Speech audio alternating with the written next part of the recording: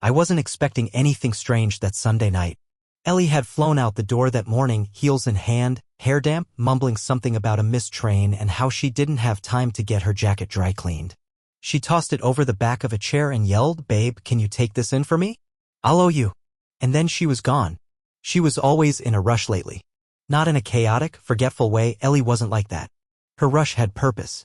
Her shoes always matched her coat, her emails came with bullet points, her life fit in perfect lines on a calendar. That's how I knew when something slipped. It usually meant something was on her mind.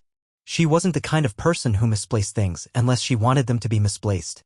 It was around 7:30 p.m. when I got to it. The jacket was still sitting there where she'd left it, a navy wool thing with gold buttons she wore whenever she wanted to look effortlessly put together. I grabbed it, shook off the lint, and reached into the pockets. A few tissues, a receipt from a juice bar downtown, and then a keycard. At first, I didn't think much of it. Could have been from work or a vendor event or something left over from weeks ago. I flipped it over, expecting the usual blank plastic. But instead, there was a small white sticker. On it, in tidy black print. High Point Inn, room 224, extended stay. That gave me pause. The High Point Inn isn't a place you accidentally forget. It's not a chain.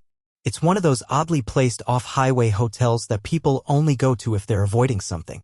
Kind of run down on the outside, but the reviews talk about how clean and quiet it is, which is just code for no one will bother you. Definitely not a business travel destination. And definitely not in Chicago where Ellie was supposed to be.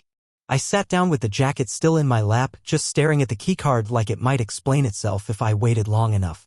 That's when the first feeling hit me. Not anger. Not suspicion even. Just confusion. You know that sensation when your brain short-circuits for a second? Like you can't quite process what's in front of you because it contradicts what you believe about your life? That? I checked the hotel online. It was 5 miles from our place. I even looked at the photos of the rooms, scrolling like it might unlock some memory. None of it made sense. Later that night, when Ellie called to check in around 9:45, just as I was finishing up dishes, I brought it up. I was careful with my tone. No accusations. Just curiosity. "Hey, I found something in your coat pocket," I said lightly. "A keycard to the High Point Inn. Know anything about that?" A pause. Not long enough to raise alarms. Maybe half a second. Then her voice, breezy, casual, just slightly distracted. "Oh, that's probably Matt's. He stayed there last week, plumbing issues at his apartment or something. We had lunch and I guess it ended up in my pocket." I meant to give it back. I didn't respond immediately. Matt was one of her coworkers. I'd met him once, balding, wore vests, had that particular brand of constant eye contact that made you feel like you were being studied. I wouldn't say I liked the guy, but I didn't have a reason not to. Until now. Ellie's tone was what stuck with me. It was too easy. Too precise. No stumbling over words. No or let me think. No confusion about why I was asking. Just a polished explanation tied with a bow like she had rehearsed it. Like she had seen this conversation coming. Most people would have moved on. Maybe even believed her. And a part of me wanted to.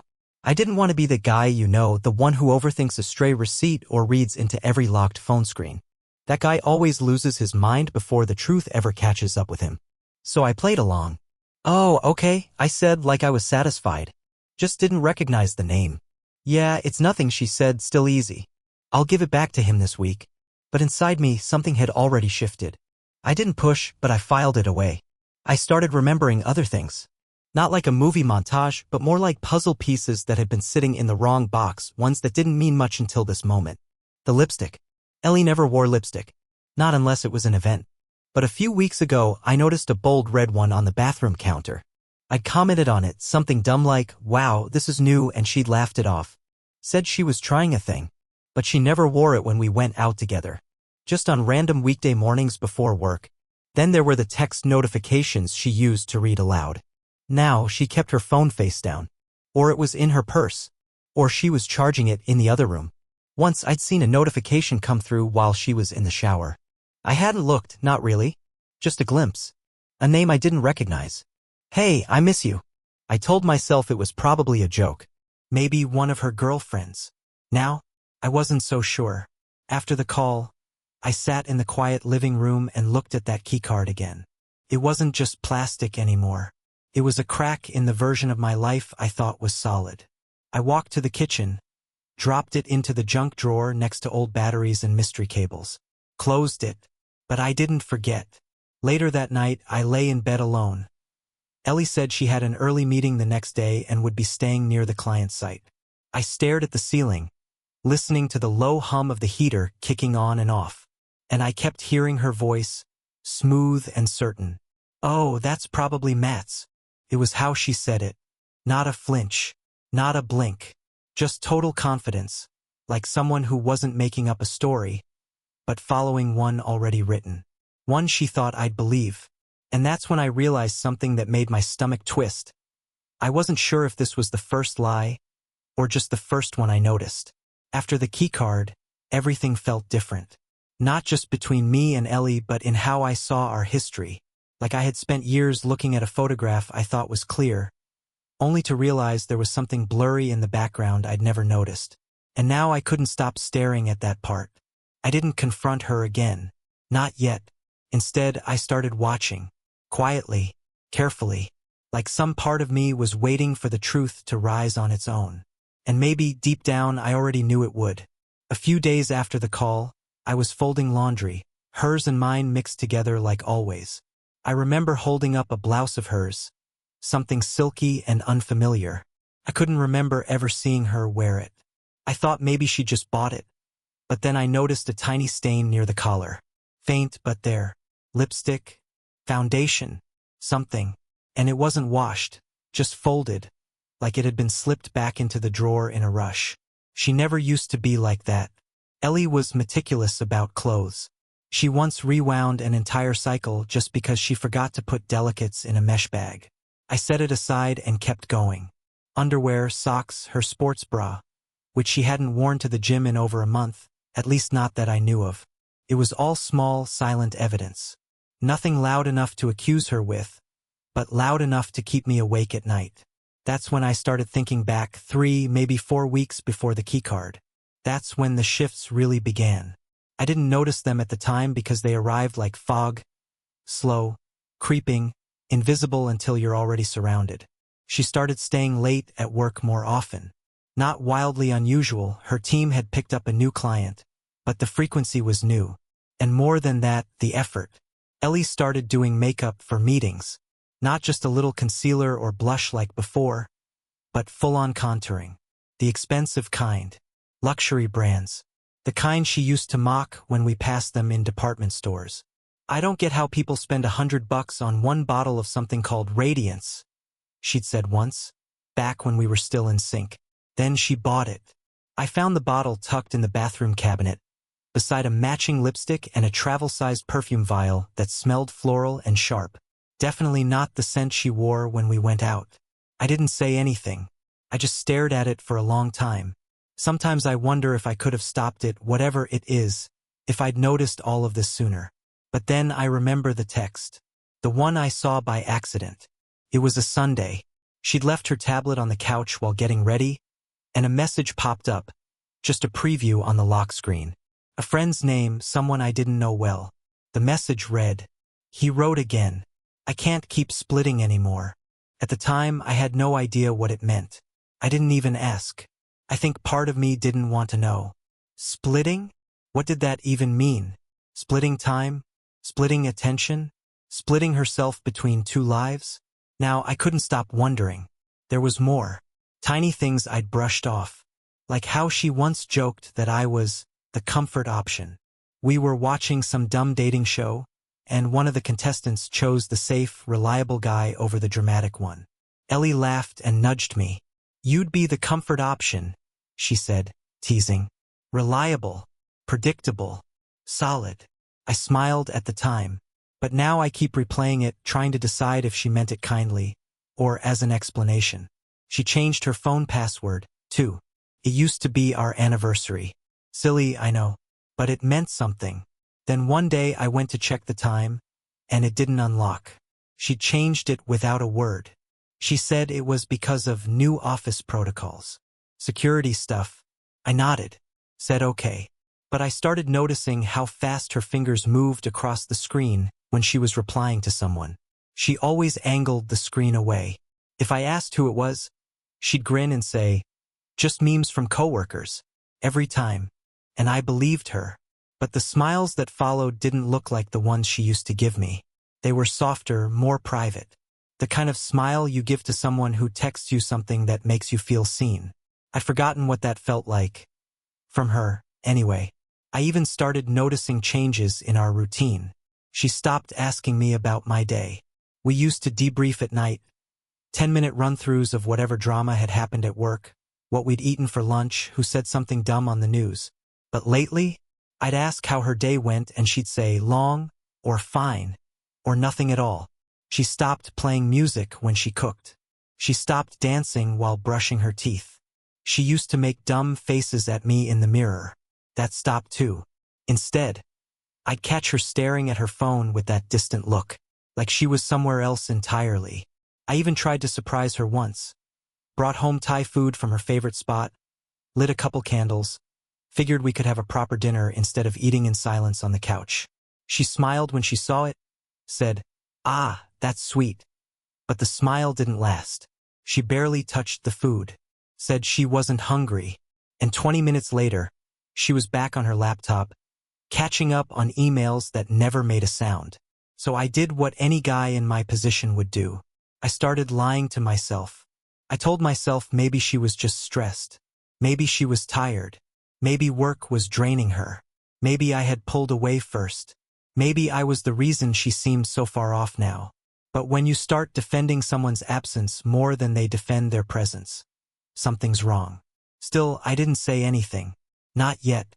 Instead, I started walking around the block more, thinking, rehearsing conversations I wasn't sure I'd ever have. Wondering how you even start to ask someone if they're drifting away from you, if they've already left in every way that counts. I began checking things. Silently. Her browser history. Empty. Like totally empty. Who clears their history unless they're hiding something? I wasn't even looking for anything specific. I just needed confirmation I wasn't crazy. But even finding nothing started to feel like proof. One night, she forgot to log out of her work email on the iPad. I hesitated for maybe half a second before opening it. I didn't find love notes or evidence. Just logistics, calendar invites, reminders. But there was a thread with Matt. A back and forth about meetings. Casual. Professional. But his emails were warm. Little compliments slipped into the middle of sentences. You always keep me focused. You're the best sounding board for this stuff. Lunch again soon? Nothing blatant. Nothing undeniable. But her replies were friendly. Smiley face friendly. Inside joke friendly. And I knew what our emails used to look like. Before we got married. They looked like that. I closed the tab. I didn't want to become the guy who spies. The guy who cross-checks texts and watches for smiles like they're red flags. But I was already there. Because something in me had already broken loose. A wire had snapped, and now everything buzzed differently. Even when we talked, I could feel her measuring her words, like she was speaking from behind glass, cautious, composed, like anything too emotional might reveal more than she wanted me to see. We used to argue about real things, money, vacations, family plans. But lately, our only arguments were about groceries, dishes, chores, the kind of arguments people have when they're trying not to talk about what's actually wrong. I didn't sleep much during those weeks. And when I did, it was light, uneasy, like I was listening for something in the dark. Some sign, some confession that would make it all stop feeling so surreal. But it never came. Only the keycard stayed real. That little plastic rectangle tucked in the junk drawer, quiet and accusing. A reminder that something I couldn't name had already happened, and something bigger was probably still coming. I didn't expect to wake up to it. Tuesday morning. I was supposed to go into work early. There was a quarterly presentation due, something I'd half prepped the night before giving up and crashing on the couch with my laptop still open beside me. I hadn't even brushed my teeth before falling asleep. It wasn't the first time lately, but around 5:12 a.m., my phone buzzed. Not once, several times. I groggily reached over, still half asleep, assuming it was some group chat going off too early. I had that haze in my brain, the kind that makes you squint at light like it's attacking you. Then I saw her name, Ellie. The message was just a video, no caption. No context. I opened it. I remember the first frame was blurry. The camera jostled like it had been taken quickly, without planning. The bed came into focus first, white sheets crumpled. A man was lying across them, shirtless, half asleep, a content smirk on his face. He reached out and pulled someone into frame. And then I saw her. Ellie. She laughed as she landed next to him. She kissed him. Not like a mistake. Not like a drunk impulse. Like a habit. My hand went numb holding the phone. I don't even remember breathing. She whispered something to him, her mouth close to his ear, and he laughed. A quiet, easy laugh. The kind that doesn't happen with strangers. Then I saw it. Behind them. A painting on the wall. Abstract, orange and gray, like paint swirls frozen mid-motion. I had seen that painting before. I'd seen it on the High Point Inn website. Room 224. I had found it when I first Googled the place. It had been right there in the listing photos. There it was. Real. The same room the keycard had led me to. The room she said belonged to Matt. My stomach dropped. The video ended. I don't know how long I sat there, phone in hand, replaying it again and again like some kind of self-inflicted punishment. I didn't cry. I didn't yell. I just sat there. Staring. I couldn't feel my hands. A minute later, her messages started coming in. Please don't freak out. That wasn't meant for you. Oh my God, I'm so sorry. Please just call me. Please. I didn't mean it. It's not what it looks like. Not what it looks like. That phrase. That cheap, generic script people always fall back on when there's nothing left to say.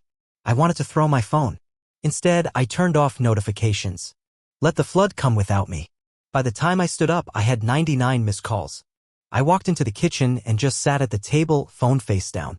The room was quiet. Too quiet. No music playing, no morning news like usual. Just the hum of the refrigerator and the faint creak of wood shifting in the walls. I remember thinking, so this is how it feels. The moment everything stops pretending. The moment the house turns into a stage set and every drawer, every picture frame, every coffee mug becomes a prop. I kept expecting rage. I really did.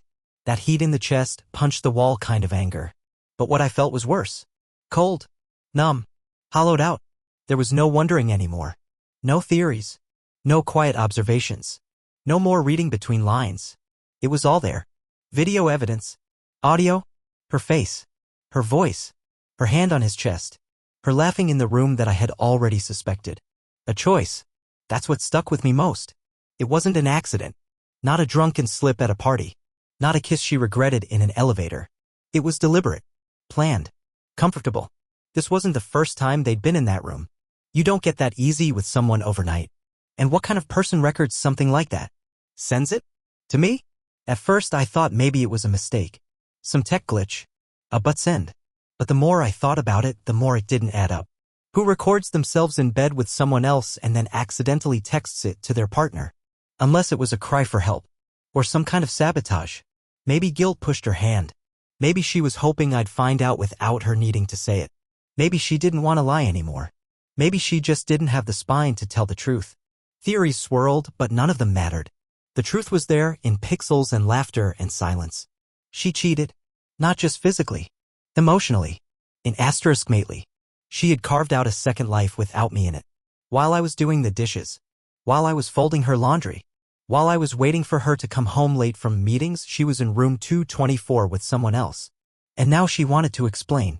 There was nothing to explain. I walked to the sink, turned on the tap, and splashed water on my face. It didn't help. The cold didn't wake me up from the nightmare. Because it wasn't a nightmare. It was just life now. I looked around the kitchen. Everything was normal. Too normal. The banana bunch on the counter. The coffee machine set on a timer. Her favorite mug with the chipped handle. It made me sick. I walked into the bedroom and sat on the edge of the bed. Her scent was still on the pillow. I picked it up, stared at it, then tossed it onto the floor like it had burned me. I didn't go to work. I didn't call anyone. I didn't shower. I didn't eat.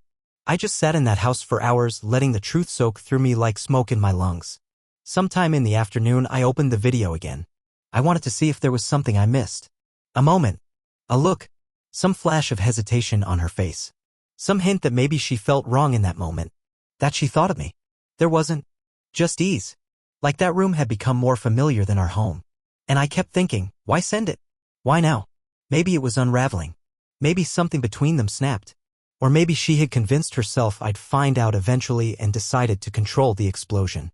Better to light the fuse herself than wait for the fire. But what she didn't realize was that she didn't just start the fire. She burned the whole foundation. At some point that evening, the doorbell rang. I didn't move. I watched the shadow of someone standing there. Then a knock. Then another. Then silence. I didn't answer. I knew it was her. She texted, "I'm outside. Please let me in." I didn't. I let her stand there. I wanted her to feel the door she'd closed when she climbed into that bed. I wanted her to sit in the silence she'd earned. Eventually, the car engine turned on, and she was gone. That night, I slept in the guest room. Couldn't even look at our bed. When I finally drifted off, it was with the image of her face, smiling in someone else's arms, while I sat at a kitchen table trying to figure out how I became the stranger in my own story. And the worst part? I wasn't even surprised anymore. Just tired. So damn tired. The next morning, I woke up before the sun. The room was still dark. That kind of early morning hush where even the birds haven't decided if they're ready to start the day. I laid there for a few minutes, staring at the ceiling of the guest room. It had always been a spare, unused space. Just a bed, a dresser, and a lamp that barely worked. Cold. Impersonal. But now it felt like the safest corner of the house. Because nothing in that room had lied to me yet. My phone was still on silent, face down on the nightstand. I didn't bother checking it. I knew what I'd find. Missed calls, long texts, probably a voice message or two if she was still trying to explain what couldn't be explained. I didn't care anymore. That's not to say I wasn't hurting. I was in that slow, aching way where even breathing feels like lifting something heavy. But the kind of pain I was feeling wasn't the loud, dramatic type. It was a clear pain, like glass. Sharp, exact, and impossible to argue with. She had chosen someone else. Over and over. And now it was my turn to choose something, too. I stood up, grabbed a sweatshirt from the back of a chair, and walked barefoot through the house. The floorboards creaked beneath me. I passed the hallway mirror and caught a glimpse of myself. Hair messy, face drawn, eyes red-rimmed. I looked like someone who'd been through a storm but hadn't quite stepped outside to see the damage yet. But I knew what I needed to do. The decision wasn't grand or cinematic. It didn't come with dramatic music or some burst of inspiration. It was just time. I went to the closet and pulled down her suitcases. 3 of them, stacked on the top shelf like nesting dolls. I hadn't touched them in years. They still smelled faintly like cedar and some expensive lotion she used to love. I placed them on the bed. Then I opened the drawers one by one. I didn't touch her things like they were sacred. I didn't fold them with extra care or throw them with resentment. I just packed, one piece at a time. Jeans, sweaters, blouses, scarves. I made separate piles. Work clothes in one, everyday stuff in another, and the third for what I guessed were personal things. Photos, keepsakes, jewelry boxes she hadn't touched in months. I didn't stop to cry or overthink. I moved steadily, like someone doing inventory after a fire. I found a shoebox at the back of her closet filled with old letters. Some from me, some I didn't recognize. I didn't open them. I just placed them in her suitcase, closed the lid, and labeled it in black marker. Personal. There were times when I paused. Like when I found the hoodie I used to wear that she always stole because it smelled like us. Or the Christmas ornament we'd bought in Vermont that still had our initials scribbled on it. Those moments hurt. But I didn't let them stop me. By late morning, everything was packed. 3 suitcases lined up by the front door. Like a line had been drawn between then and now. I took a deep breath and looked around the living room. The couch where we used to watch movies, the little ceramic bowl on the coffee table where she kept bobby pins and loose earrings, the painting we bought together from that art fair, the one we couldn't agree on but got anyway. All of it felt like props from a life that had already ended. I went to our room, and pulled my things together. Not much. A few changes of clothes, my laptop, chargers, a folder with my passport and documents, and a flannel shirt she used to tease me for calling country chic. I grabbed it anyway.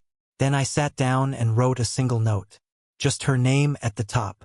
No message. No explanation. Just the facts. Your things are packed. I'll be gone by the time you get home. I folded it once, placed it on the kitchen table, and left it there under the salt shaker. It was noon by the time I walked out the door. The sun was high, bright but cold. I didn't look back. I didn't stand in the driveway for dramatic effect. I just unlocked my car and drove. I didn't have a destination in mind at first. I just knew I couldn't stay there anymore. Not in that house. Not with her. About an hour later, I pulled into the parking lot of a motel on the edge of town.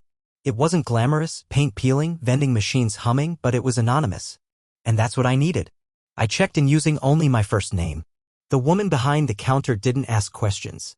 She handed me the key like I was just another man who needed to be somewhere else for a while.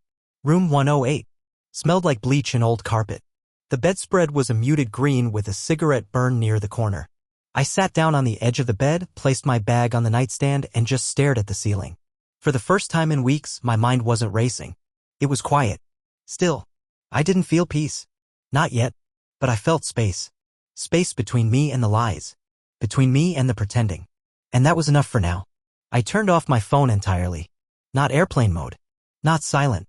Just off. Whatever she had to say, I didn't want to hear it. Not until I could decide for myself what I wanted. Not until I could figure out what part of me still belonged to that story and what part didn't. That night, I laid in the motel bed, watching the ceiling fan turn in lazy circles. I thought about how many versions of myself had died in the last few days. The hopeful version. The trusting version. The man who believed his wife just worked late and sent memes. And I thought about the man who packed her bags without shouting. Who walked out without a slam at the door. Who didn't wait around to be begged. Maybe he was someone worth becoming. I didn't know what came next. I didn't know if I'd go back, if we'd talk, if there was even anything left to save. But I knew I wouldn't go back just because she was sorry. I wouldn't go back just because we had history. Because love without honesty isn't love, it's just obligation in disguise. I didn't fall asleep until almost 3 a.m. But when I did, I didn't dream about her. I didn't replay the video. I didn't think about the man in the hotel room or the sticker on the keycard. I just drifted. Quietly. Like I had stepped out of the worst chapter of a book and finally shut the cover. The first message came before sunrise. I turned my phone back on the second morning at the motel, not because I wanted to hear from her, but because I needed to let my boss know I wouldn't be in. I had taken a vacation day the afternoon before, but I needed more than that. More than time. I needed space to breathe without her voice coloring my thoughts. As soon as the screen lit up, my notifications poured in. Messages. Voicemails. A few from friends, one from my mom. But most of them? Ellie. It started small. Please. Just give me a chance to explain. I know I messed up. But I'm begging you, don't shut me out. There's so much you don't understand. Then came the long ones. Paragraphs, pages, really, like she was trying to rewrite history in real time. Her tone shifted with every message. Sometimes it was panicked. Other times sorrowful. She tried confession, then justification. Regret, then rationalization. I read the first few and then stopped. It wasn't anger that kept me from replying. It was exhaustion. Emotional fatigue. Like someone who's been drowning and finally makes it to shore only to hear the ocean still calling. I wasn't going back in. By the third day, the messages started changing. I never stopped loving you. I was scared. I didn't know how to ask for help. It wasn't about him. It was about me. About how lost I felt. That was the phrase that stuck, how lost I felt. She was painting it like she was the one who needed saving. Like her affair had been a symptom of some inner suffering I failed to see. And maybe she was suffering. Maybe there was pain inside her that even she didn't understand.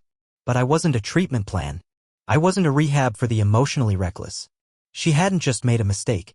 She'd made a map. She planned the meetings, the lies, the quiet redirections. It wasn't impulse. It was structure.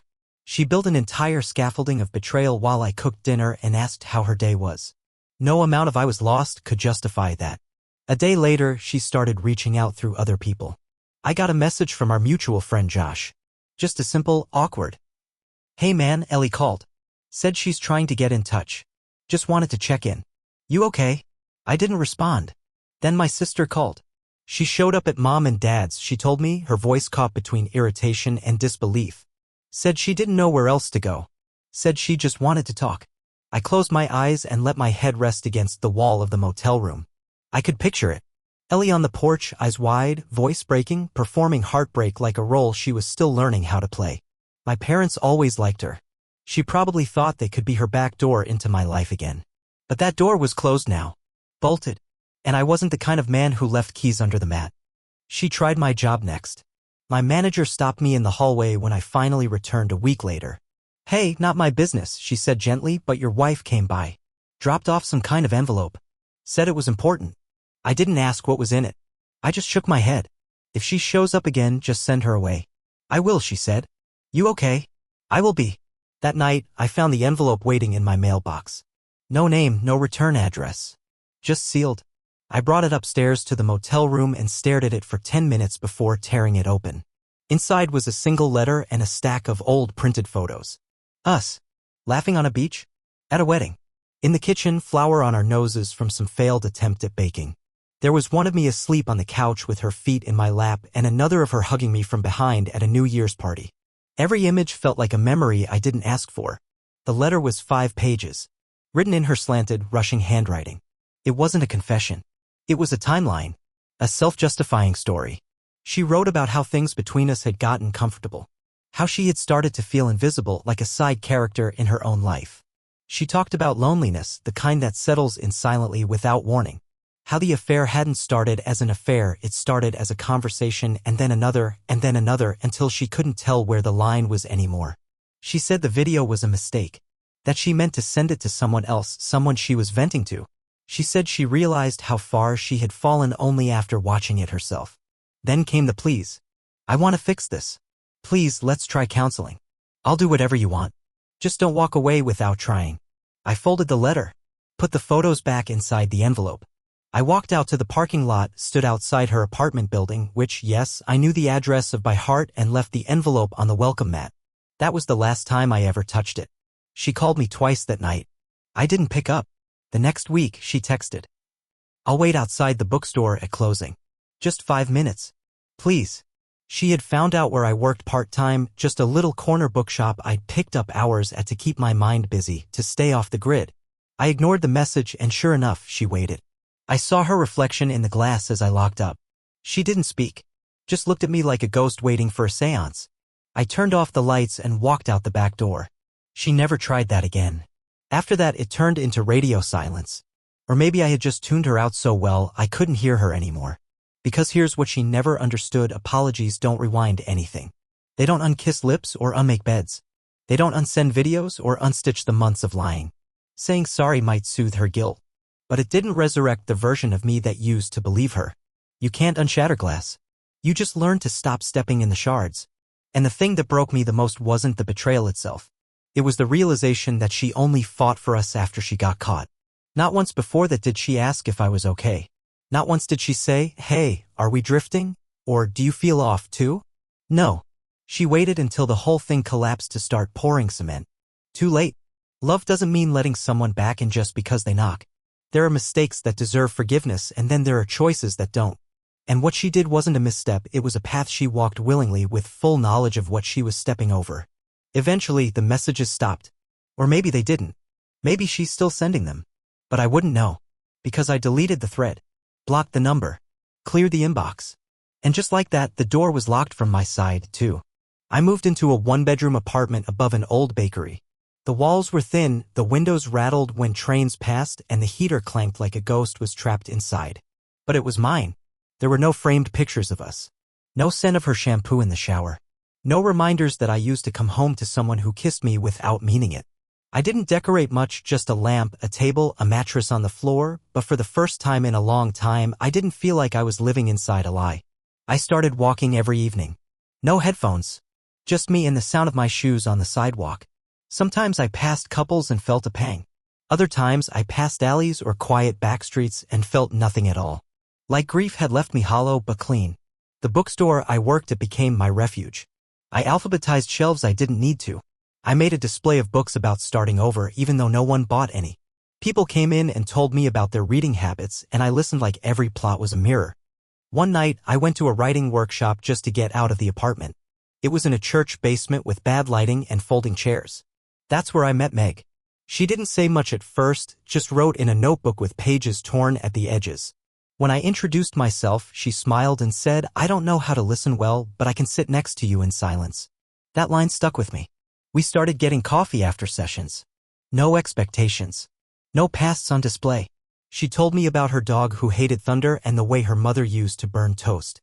I told her about trains and how I used to think I was bad at seeing red flags until one hit me like a freight car. She never asked for details. And that was enough. We'd sit on park benches and not talk. Sometimes that was the best part.